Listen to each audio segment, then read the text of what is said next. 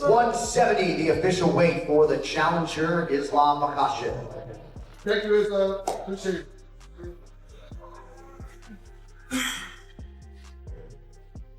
169.8.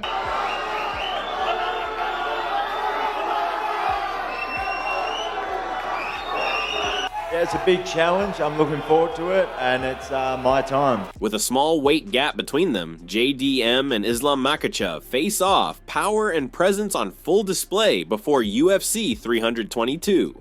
In the tense face-off before UFC 322, Islam carried himself like someone who has spent his whole career chasing greatness. Calm and fully locked in his focus showed the mentality of a proven champion now hunting a second crown. JDM tried to match the energy, but his attempts at intimidation came off like a rookie stepping into waters far too deep for him. This is my dream, and I am like very close to my dream. All my professional career, when I was lightweight champion, my dream to become double champion, you know, and 2 more days. I feel I am still champion, man. I don't lose my belt to anyone, and I just coming to get second one. During the press conference, Islam brushed off every distraction, making it clear his mind was fixed solely on the belt. The way he spoke showed the weight of a lifetime spent chasing this dream. Now closer than ever, his calm focus made it obvious he was not thinking about anything except finally stepping into the moment he had worked for his entire career. Oh, I don't know, man. I'm not thinking about this right now. I'm thinking about the belt, and I know I spent all my life for just be champion, you know, and now it's I close to the dream right now. Meanwhile, Jack also came into the UFC 322 buildup full of fire, making it clear he thrives on high-stakes moments. He framed the fight as exactly the kind of challenge he lives for, showing no hint of hesitation. His excitement for Saturday night highlighted that he is ready to step up and prove he can handle whatever the octagon throws at him. Yeah, this is what I got in this sport for, big challenges, big moments. I'm excited for the challenge, and I look forward to it. I'm excited for this on Saturday night. Meanwhile, Jack leaned heavily into national pride, talking about carrying the hopes of Australia into the fight. He spoke confidently about bringing the belt home, framing himself as the next big figure in Australian martial arts. His words showed a fighter eager to prove that his rise is not just hype, but something he believes his entire country can rally behind. Yeah, it's good to have 2 Australians. I'm going to bring this belt back home to Australia, no doubt. And yeah, 2 legends of martial arts in Australia. We'll see how it goes.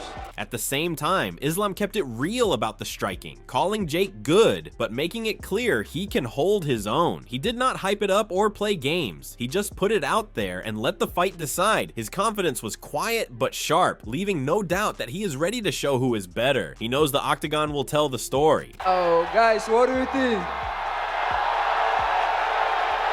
I don't know, you know. All fighters have good striking. Yeah, Jake, one of the best.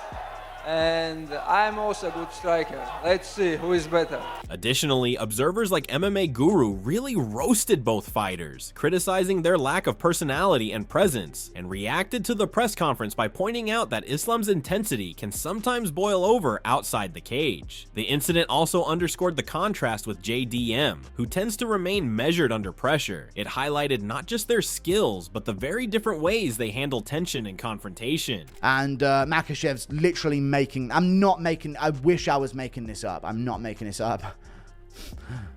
This woman in the crowd comes up to the microphone. She's showing a bit of chest, a bit of wrist, a bit of ankle. And Makhachev looks at her and goes,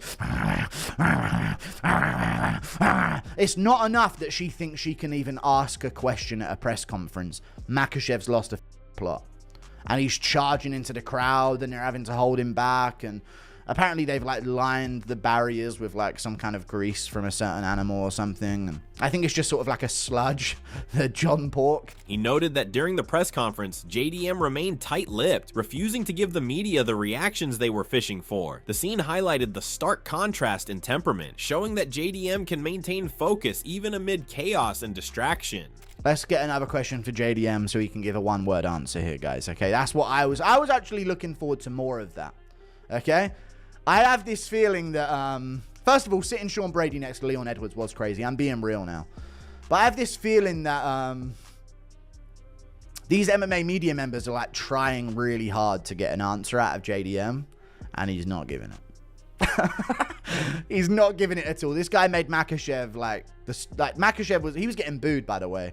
Finally, MMA Guru observed that the stare down between JDM and Makhachev got unnecessarily dramatic, with both looking more eager to intimidate than to fight. He noted JDM's tense posture and Makhachev's unblinking glare, making the moment feel over the top. The scene came off more like a showdown in a playground than a professional press event. And, yeah, the face-off was cool, though. They got in each other's face. They stepped back a bit. Makhachev was still looking at him, and then JDM kind of gave him a bit of a... what? And then started actually... I thought JDM was going to start swinging. Anyone else? When I first watched it, I was like, wait, hang on a second. Like, he was balling up his fists in front of him. And I know body language. You're getting sucker punched eventually. He probably wasn't going to. But for a moment, I thought, would JDM have swung there if he kept getting in his face? Like, the way he balled up his fists and kind of started rolling them, like, ready to unload punches... seemed like they were going to scrap right there, so... Just like MMA Guru, MMA Joey also chimed in with criticism, delivering a harsh take on JDM for bringing little excitement outside the cage and struggling to connect with fans. He contrasted that with Islam's much bigger spotlight, framing him as the one carrying the promotional weight. His rant exaggerated JDM's low-key personality for effect, turning it into more of a comedic roast than a measured assessment of either fighter. Jack Della Maddalena has no personality, he has no Instagram followers, and he sells no pay-per-views. That's a fact. That is the reality of the situation. And hopefully, Islam Makhachev, who I believe is one of the biggest stars in the UFC right now, if not the biggest star in the UFC right now, can save us from this disastrous welterweight champion. Trade him to PFL. He added that the press conference made it very clear who the crowd gravitated toward, and Islam's reception stood out far more than anything else that happened on stage. Even without heated exchanges, Islam's presence dominated the room and overshadowed everything around him. Yeah, that was, man, I'm so entertained right there. I'm so entertained. I gotta listen to that again. I can't wait to watch it. Okay. All right, let me stop before people who may be just tuning into this channel don't get the joke. I don't actually care about JDM's personality. I don't necessarily care about JDM's star power or his pay-per-view drawing ability, because the UFC doesn't cut me a check. They don't cut me a check based on pay-per-view sales. That's not the way it works. But I do want to break down how this press conference truly showed. Joey admitted he was having fun exaggerating, but said the event unintentionally highlighted the gap in star power between the two fighters. JDM's quiet approach offered very little for fans who look for personality-driven hype, while Islam carried most of the attention without even trying. The press conference demonstrated how differently both men resonate with the broader audience. And the UFC's pocketbooks, and the UFC's ability to build stars, and the UFC's ability to draw ratings and sell pay-per-views. If you're one of those people that harp on that all the time, you should be desperately hoping that Islam Makhachev wins the welterweight title at UFC 322.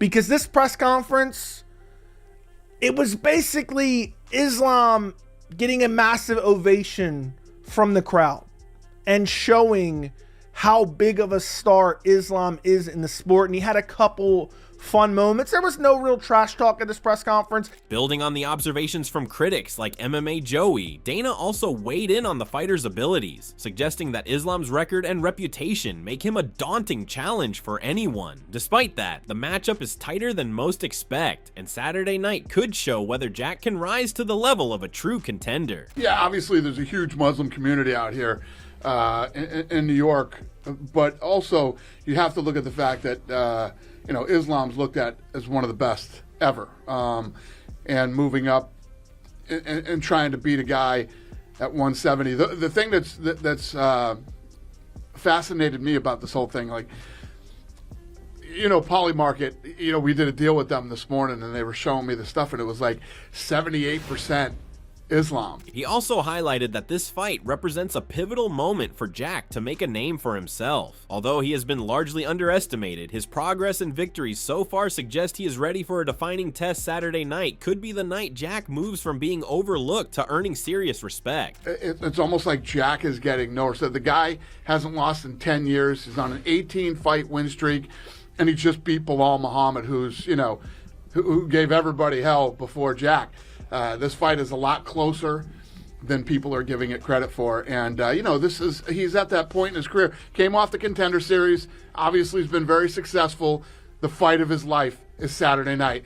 And if he wins this fight, I think you'll see it flip and he'll start getting a lot more respect. Finally, Dana hinted that Jack has quietly handled tests that would rattle most fighters, showing skills and grit that are often overlooked. There is an unspoken sense that Saturday night could finally force everyone to see what Jack is truly capable of. Yeah, listen, he's a tough, gritty, well-rounded, talented kid, Beating Bilal wasn't easy. Bilal gave everybody in that division problems. He was the world champion. Jack went in and beat him, and Jack is definitely not getting the credit he deserves. He's definitely being overlooked by everybody, and Saturday night is his real coming out party. To beat somebody like Islam, when you look at that team and the respect that they have, him and Habib, this is the fight of his life. In line with Dana's predictions, Demetrious Johnson highlighted JDM's aggressive and fearless approach in the octagon. Even after escaping danger, he keeps coming forward, turning small openings into big opportunities. Johnson suggested that this style could make him a real threat, even against elite opponents like Islam. And the beautiful thing that JDM that I love when I watch him is when he hurts you, he dumps the gas tank. He hurts and he's bop, bop, bop, and knees. He defends the takedown and he comes right back in, right? Where a lot of people, when you defend a takedown, it's like, I finally got away from him. Let me reset. JDM is not like that. He doesn't accept the position. He gets away and he comes back in with a flying knee into the void. That's how he hit Gilbert Burns. That's how he ended up knocking out Gilbert Burns, right? I'm not gonna lie. I can see potentially JDM dropping Islam.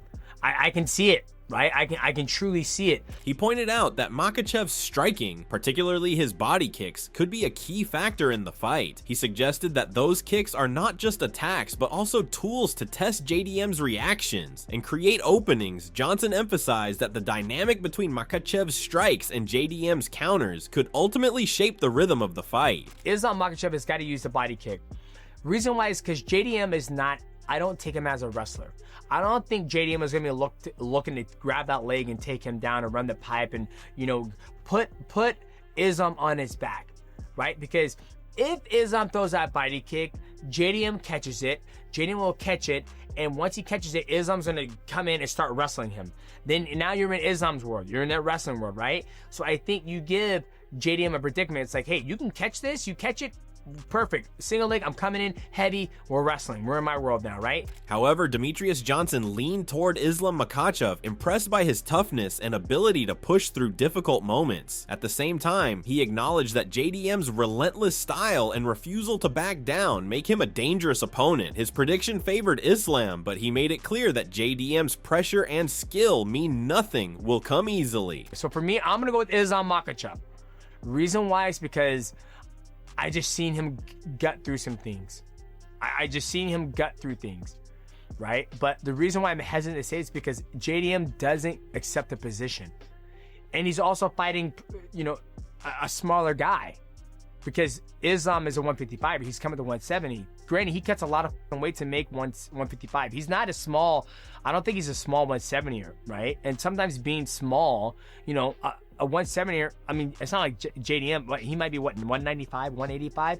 I think Islam gets that big too. Following Demetrious Johnson's observations, Tim Welch expressed excitement for the matchup, noting that Islam appears physically built for welterweight. Welch is curious how that fuller frame will translate once the cage door closes against Jack. The matchup has him expecting a very different version of Islam at 170. The main event that I'm so pumped up for Islam Makhachev, 170 pounds. The dude is a natural 170 pounder. I truly believe that. He absolutely kills himself to get to 155 pounds. Rumor has it, in the back of the day, he was walking around 205 pounds. People have seen him. Every time I've been around him, the guy's 5'11", about 6 foot, jacked, 200 pounds. The size most welterweights walk around. I'm curious. He's putting on some extra muscle. He's probably putting on some extra size, but he probably didn't change a lot. Like I said, he's a pretty natural welterweight. He's taking on Jack Maddalena. Welch emphasized that Jack will come in as a full, filled-out welterweight, which changes how physical exchanges may play out. He pointed out that Jack often escapes bad spots by creating chaos rather than relying on traditional wrestling structure. That approach can open doors for someone like Islam, who thrives in front headlock positions and punishes sloppy frames. Now, Jack Maddalena, he's going to walk in that cage 186 pounds, if I had to guess. This is going to be a big dude. This is going to be a big dude. And when you're a grappler and you're going against another big dude and you're used to just muscling guys around, could be a little different. One thing, Jack does get taken down. He does get taken down, but he uses jiu-jitsu to create scrambles. He's not a wrestler where he's just always going to get an underhook and wrestle up. If you get an underhook on Islam Makhachev, there's a good chance he's going to Darce choke you or front headlock choke you. Anaconda choke. He's so powerful with that front headlock choke. Welch gave his final predictions that he would like to see Jack win, but he believes Islam's ground game gives him a clear advantage. Jack's ability to scramble and his cardio could create chances, yet Islam's strength and control make him difficult to overcome. In the end, Welch expects Islam to finish the fight via submission. If I had to pick right now, Jack, I want Jack to get it done. I really do. I really want Jack to win, but I think Islam is going to take him down and submit him. I do. His control on the ground is too good. I don't know if Jack is training with any guys at his level. And again, you train all these things. You train separating the hands. You train doing Granbys. You train doing like these Uchimata throws he was doing. But once you feel somebody like Islam, and it's another level of grip strength, his chances is he can create scrambles, try to get into the later rounds. Jack's got great cardio. There's ways for him to win. To sum up, the UFC 322 buildup highlighted the stark contrast between Islam and JDM. Islam drew most of the attention with his calm confidence and technical dominance, while JDM, though skilled, faced criticism for lacking personality and star power from voices like MMA Joey and MMA Guru predictions, largely favor Islam by submission, though Jack remains a wild card, making the fight a clash of styles, presence, and public perception.